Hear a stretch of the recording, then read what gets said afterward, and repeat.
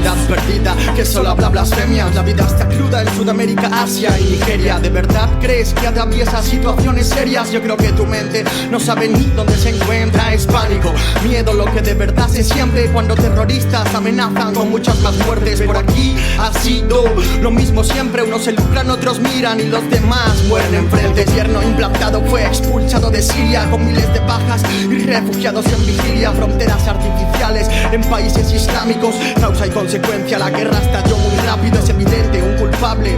Barack Obama dio alas a los rebeldes con propuestas financiadas. Estalla la primavera árabe por la democracia, inicio de guerras civiles y de muchas más desgracias. Vivimos hipnotizados por el demonio y su danza. Nuestra esperanza muere y el optimismo no alcanza. Dime, ¿quién conserva su confianza? Bien y mal, luz y oscuridad se inclina la balanza. Vivimos hipnotizados por el demonio y su danza. Nuestra esperanza muere y el optimismo no alcanza. Dime, ¿quién conserva su confianza? Bien y mal, luz y oscuridad se inclina la balanza. Las lágrimas de Fátima humedecen su pálida piel. Estación estival en la capital de Israel, donde confluyen los creyentes en Dios Alá y Yahvé. Jerusalén, ciudad de religiones, ciudad sin fe, solloza desmedidamente ante el incidente que ve. No creyentes trascendentes y se pregunta por qué. Raquín está en el suelo ensangrentado y desmembrado. Se ha inmolado, es responsable de aquel brutal atentado. Amigos en la inocencia de temprana edad, llegó la adolescencia. Él entró en la hermandad, autómatas sin conciencia, henchido de crueldad. Y ella es dulce, pura esencia de paz y de bondad.